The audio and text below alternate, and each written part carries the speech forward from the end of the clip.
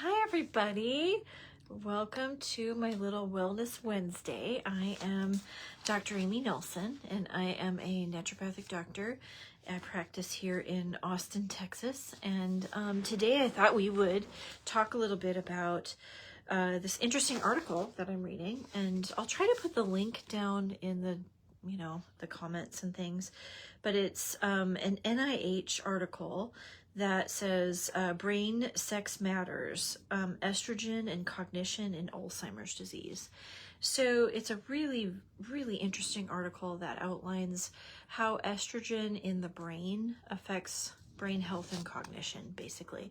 And I think it's a good thing to talk about because then we can start understanding estrogen and our maybe estrogen support as we age, especially both men and women, but of course, for a woman, if we are considering bioidentical hormones at certain points in time, if we have a strong family history of Alzheimer's or dementia in the family, it might add to that decision. So I think it's important to read this article. It's really fascinating. And let's just kind of talk about it. But yeah, this is my little Wellness Wednesday. So if you have any comments, just hop on. But most of the time people see this after the fact. So I've got a little wellness center in Austin. It's North Star Healing Center. You can find me, of course, on Facebook, and I have a website and all of it. So anyway, you'll learn about me if you see this. Anyway. So here, the interesting kind of take home with this is that you have different estrogen production sites in the body, not just the ovaries and the pituitary, right? And this is something that I actually stumbled upon this article because I keep hearing women get told that, oh, you don't have any more estrogen. And I think that what doctors are probably looking at is a blood test for E1 and E2 and maybe E3 if they're testing it. But that would be E1 is estrone, E2 is estradiol, and the classic testing for it is blood work. So that, of course, technically means that it's the free hormone that's been kind of like carried by the carrier protein, right? And then the free hormone dissociates from the carrier protein and then does metabolism. So as we go into perimenopause, our ovaries and our pituitary aren't as strongly producing estrogen and progesterone and testosterone as they once were. So what that classically means in functional medicine is that we want to investigate adrenal fatigue, because remember, cortisol takes progesterone.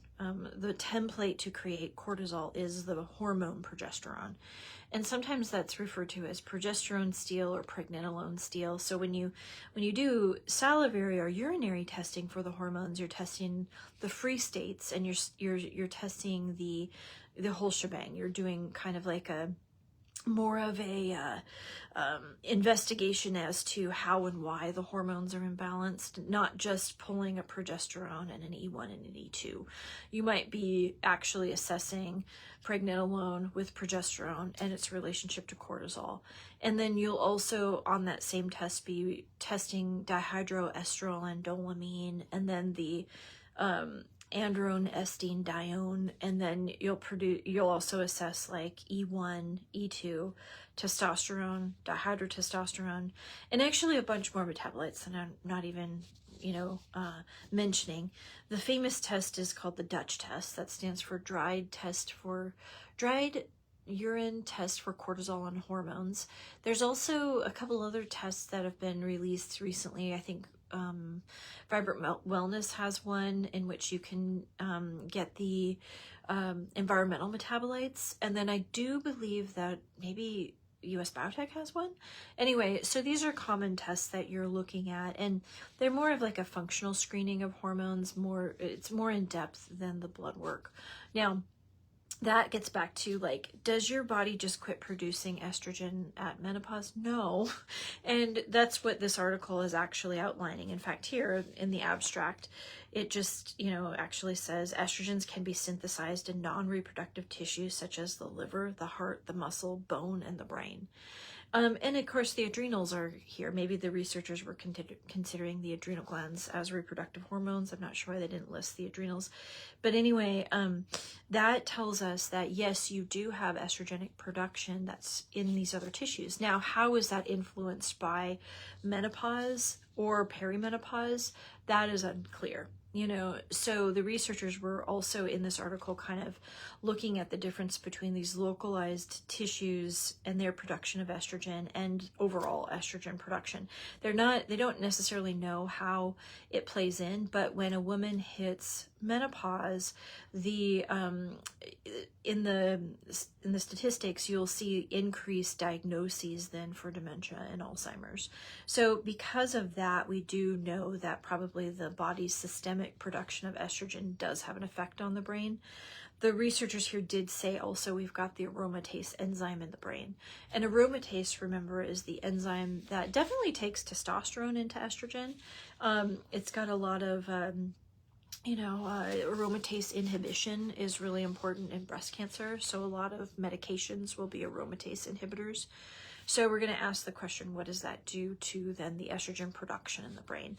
And this helps us a little bit because we don't want to get into a situation where we are like, estrogen is bad or good, right? And people really do that a lot.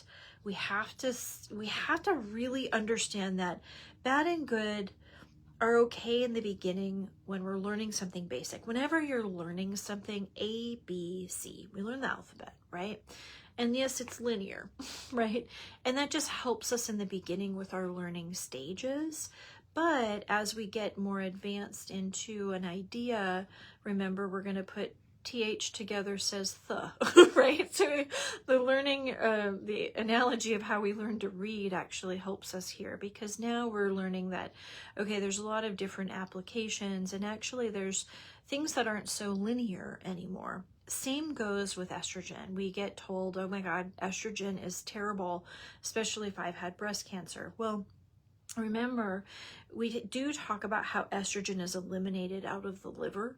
And if there's impairments there, or even kind of, we always talk about that 4-hydroxy clearance pathway, if that is like upregulated, the estrogen is potentized, and that has increased risk factors for breast cancer.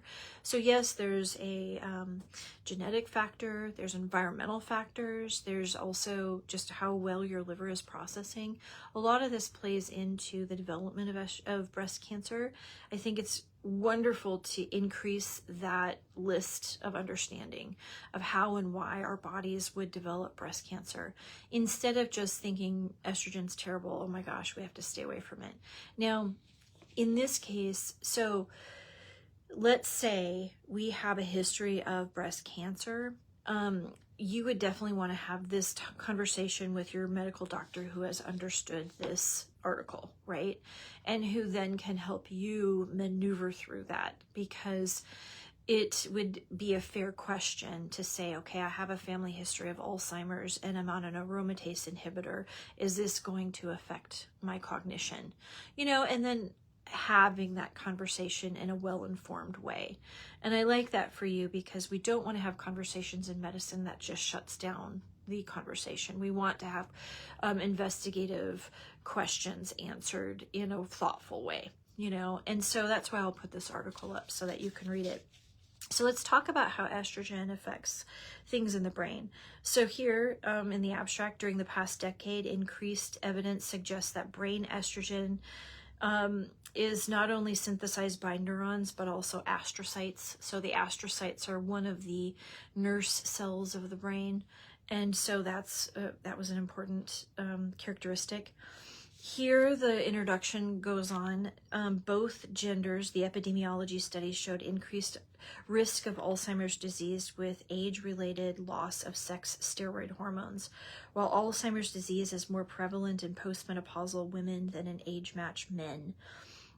So we're going to think about how estrogen is produced, okay? And estrogen, we mentioned how it's converted. E1 is converted from progesterone, E2 is converted from testosterone, but where does this all begin?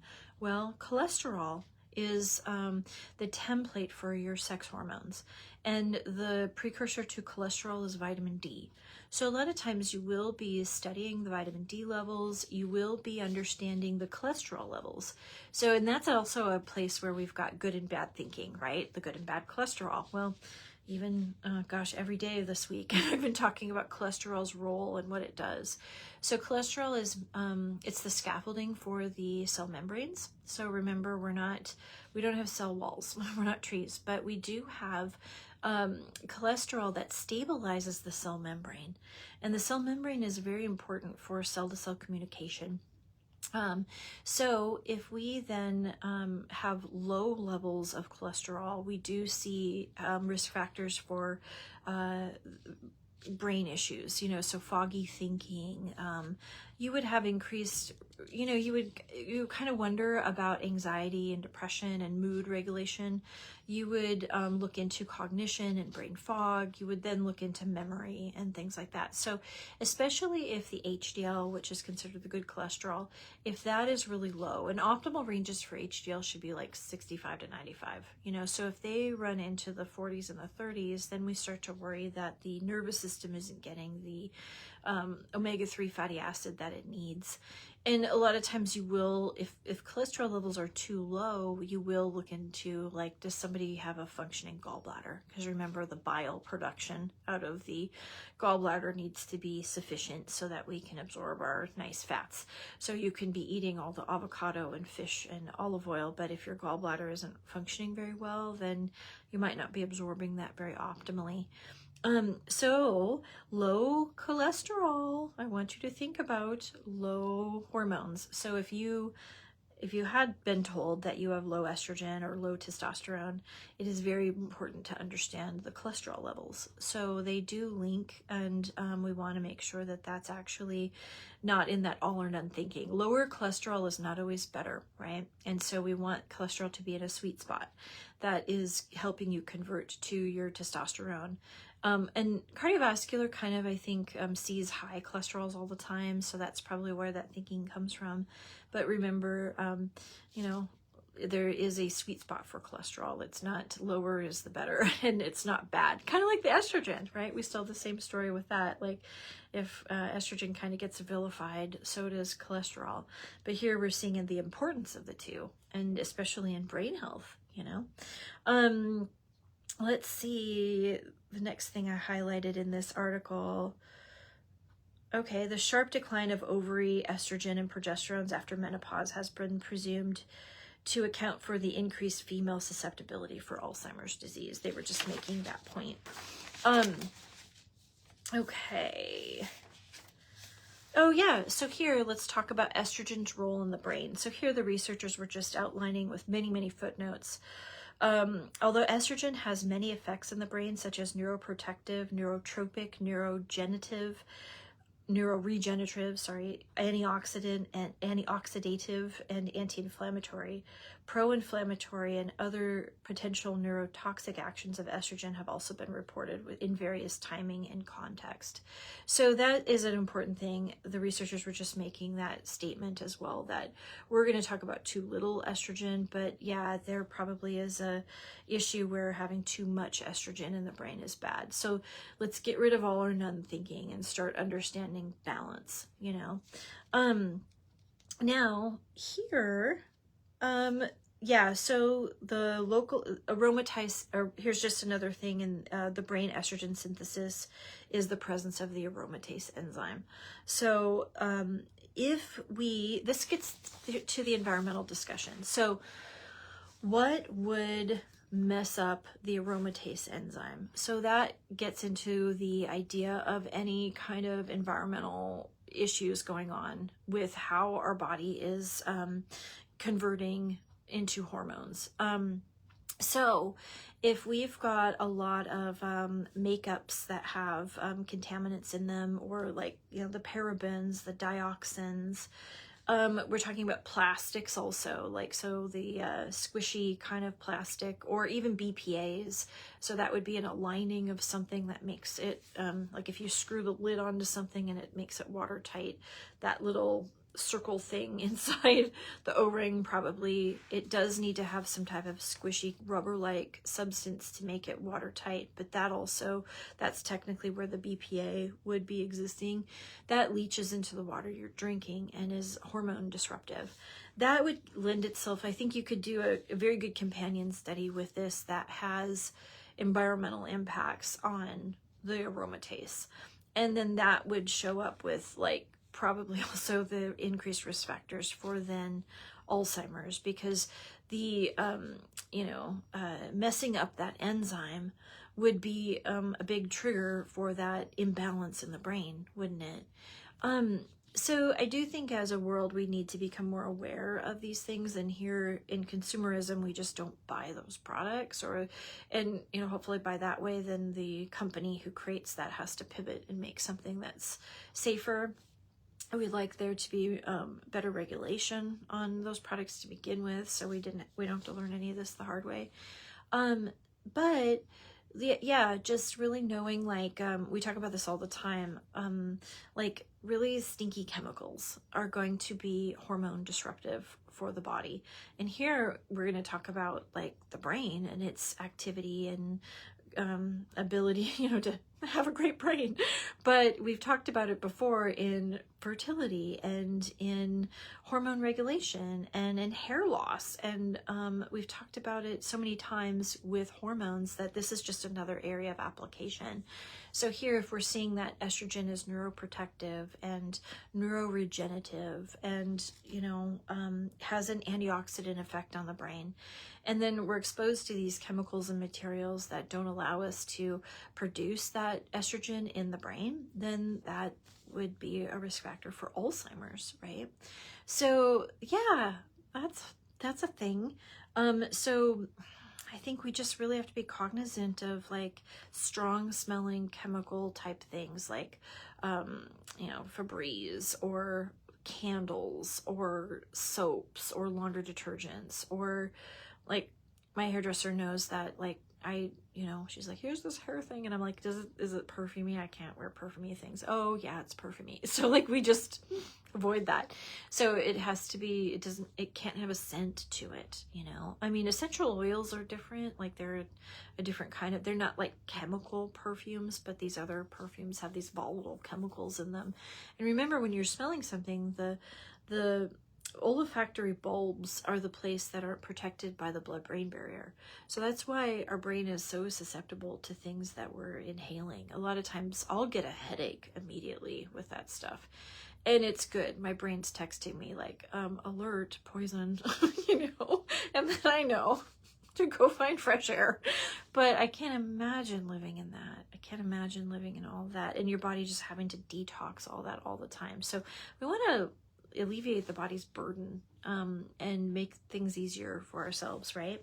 So, and here we're using that same discussion for understanding the inflammation in the brain.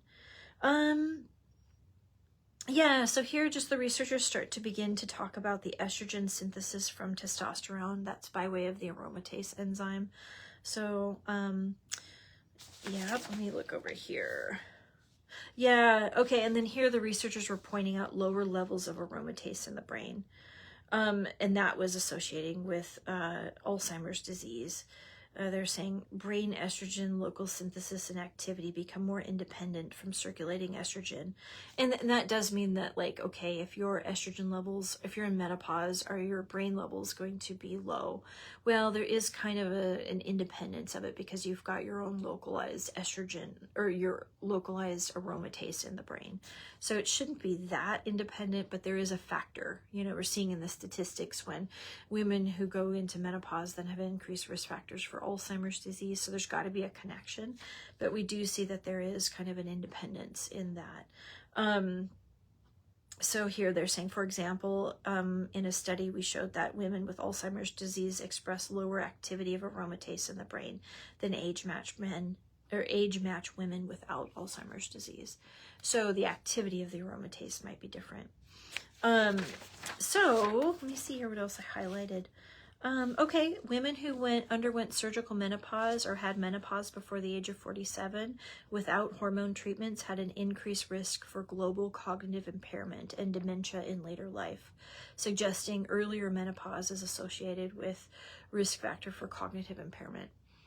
So that's a nice take home. So that might be part of your consideration as you are in perimenopause, going into menopause.